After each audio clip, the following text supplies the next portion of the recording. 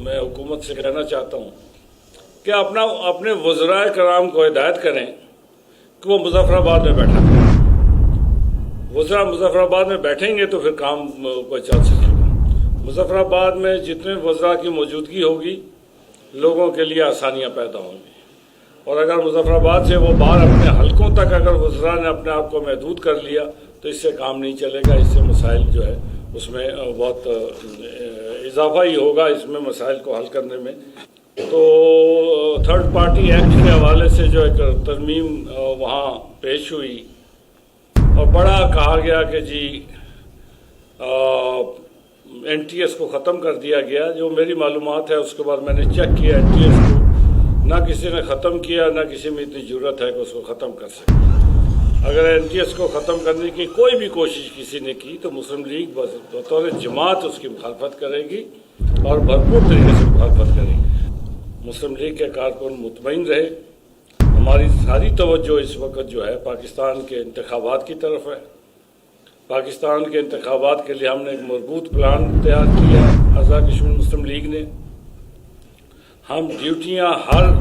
حلقے میں جہاں ہمارا اثر و رسوخ ہوگا، جس کارکن کا اثر و رسوخ ہوگا اس کا نوٹیفیکیشن جاری کریں گے،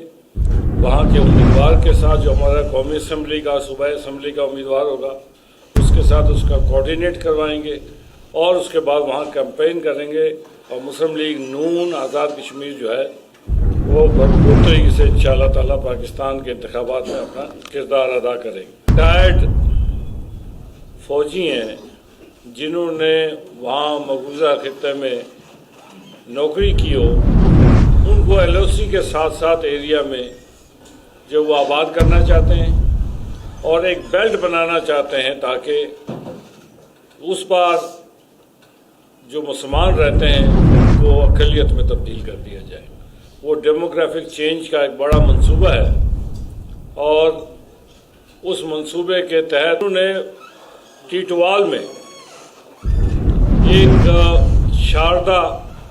مندر کے نام سے ایک مندر بنایا ہے، اور ساتھ ہی ایک گردوارہ بنایا ہے تاکہ لوگوں کو کنفیوز کیا جا سکے، اور کوئی نہ کوئی ہندوستان سے سیلیبریٹی کو وہاں لا کے وہ ایک پوری مہم چلا رہے ہیں۔ تو ہمیں چاہیے کہ ہم اس کی طرف بھی توجہ دیں،